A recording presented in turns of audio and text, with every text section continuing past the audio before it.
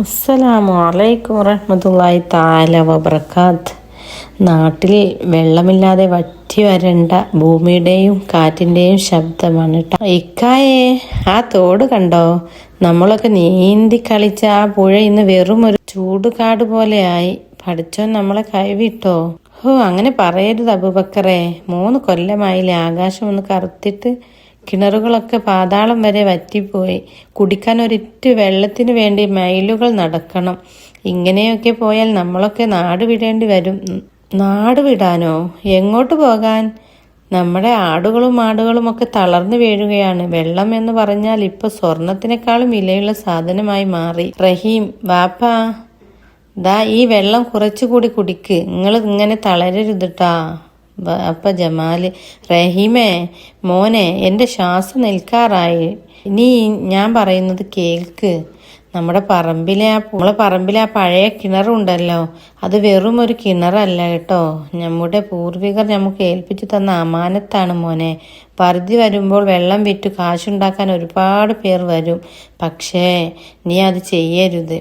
ദാഹിച്ചു വരുന്ന പാവങ്ങളെ നീ ഒരിക്കലും ആട്ടിപ്പായിപ്പിക്കരുത്. അത് നിന്റെ വാപ്പാന്റെ അവസാനത്തെ ആഗ്രഹമാണ്. റഹീമേ, നീ ഒരു മലക്കാണ് കേട്ടോ. ഈ നാട്ടിലെ വലിയ പുള്ളികളൊക്കെ വെള്ളം വിറ്റ് പണമുണ്ടാക്കാൻ നോക്കുമ്പോൾ നീ മാത്രം ഞങ്ങൾക്കിത് സൗജന്യമായി തരുന്നുണ്ടല്ലോ. നിനക്ക് അള്ളാഹു നല്ലത് വരുത്തും. ഇതൊന്നും എൻ്റെ അല്ലേക്ക. എൻ്റെ വാപ്പ പറഞ്ഞു തന്ന പാതയിലൂടെ ഞാൻ നടക്കുന്നു, അത്രയുള്ളൂ. മിർവാസ് എന്ന മൂത്താപ്പ മക്കളോട് രഹസ്യമായിട്ട് പറയാണ്, രാക്ക നിങ്ങൾ നോക്കിക്കോട്ടോ. ഈ കിണർ എൻ്റെ കയ്യിൽ വന്നാൽ ഈ നാട്ടിലെ രാജാവ് ഞാനാകും. ഈ റഹീമിനെ ഇവിടുന്ന് ഒഴിവാക്കണം. ഓനൊരു തടസ്സമാണ്. അതിനെന്താ ഇപ്പോൾ ഒരു വഴി? ഓൻ എപ്പോഴും ആ കിണറിന് കാവലുണ്ടല്ലോ. മിർവാസ് പറയാട്ടോ, നമുക്ക് ഓനെ സ്നേഹം കൊണ്ട് കൊല്ലണം. ഈ അമാവാസി രാത്രിയിൽ നമുക്ക് ഓനെ കാണാൻ പോകണം. രാത്രിയിൽ റഹീമിന്റെ അടുത്തേക്ക് മിർവാസ് പോകാണ് ട്ടാ. റഹീമേ, നിന്റെ കിണറിലെ വെള്ളം താഴേക്ക് പോവുകയാണ്. ഞാൻ അറിഞ്ഞു. നീ വലിയ തങ്ങൾ എന്നോട് പറഞ്ഞു, ഇന്ന് രാത്രി കിണറിലിറങ്ങി ആ അടിത്തട്ടിലെ ചെളി ഒന്ന് നീക്കിയാൽ ഉറവ പഴയ പോലെ പൊട്ടുമെന്ന്. നീ എൻ്റെ കൂടെ വരുമോ? റഹീം, നിങ്ങൾ പറയുന്ന സത്യമാണോ മൂത്താപ്പ? എങ്കിൽ ഞാൻ വരാം.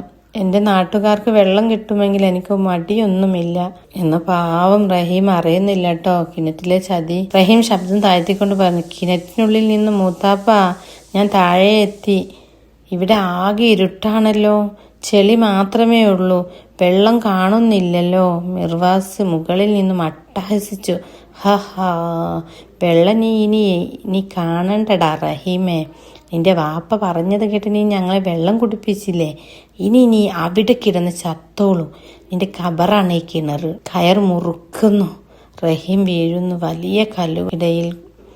റഹീം, മൂത്താപ്പ എന്നെ ചതിക്കല്ലേ മൂത്താപ്പ. എന്നെ ഇവിടെ നിന്ന് രക്ഷിക്കൂ.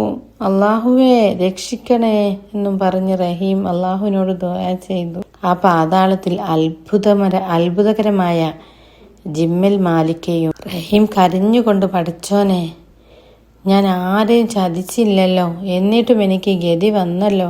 പെട്ടെന്നൊരു തിളക്കം കാണുന്നു. റഹീം, ഇതെന്താ, ഒരു പാവയോ?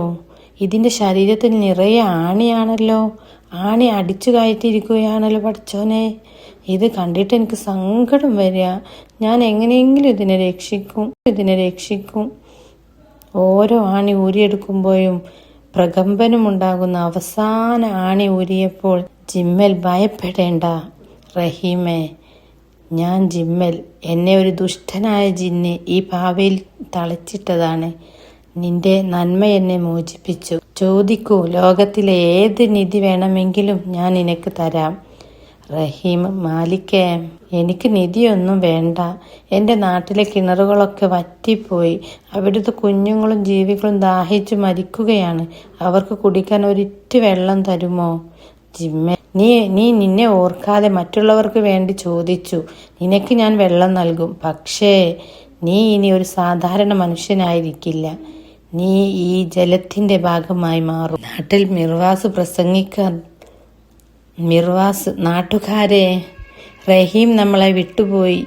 ഇനി ഈ കിണർ ഞാൻ നോക്കിക്കൊള്ളാം, പക്ഷേ നിങ്ങൾ കാശ് തരേണ്ടി വരും കേട്ടോ വെള്ളത്തിന്. പെട്ടെന്ന് ഭൂമി കുലുങ്ങുന്ന പോലെ ഒരു കിണർ പൊട്ടിത്തെറിക്കുന്നു.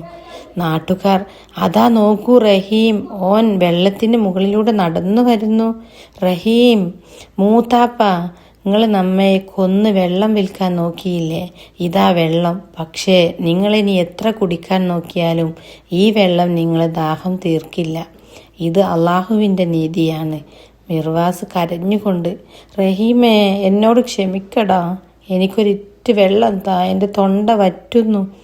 മിർവാസ് വെള്ളത്തിൻ്റെ അടുത്തേക്ക് പോകുമ്പോൾ വെള്ളം പിന്നിലേക്ക് മാറുന്നു. മിർവാസ് വെള്ളത്തിൻ്റെ അടുത്തേക്ക് പോകുമ്പോൾ വെള്ളം പിന്നിലേക്ക് മാറി. അങ്ങനെ മൂത്താപ്പാക്ക് അള്ളാഹു കൊടുത്ത ശിക്ഷ. നിങ്ങൾക്കെല്ലാവർക്കും ഈ കഥ ഇഷ്ടമായാൽ സബ്സ്ക്രൈബ് ചെയ്യണേ, ഷെയർ ചെയ്യണേ, നിങ്ങളുടെ കുടുംബത്തിലെ ഒരു അംഗമായിട്ട് എന്നെ ചേർക്കണേ. അസ്സലാമു അലൈക്കും വറഹ്മത്തുള്ളാഹി തആല വബറകാത്ത്.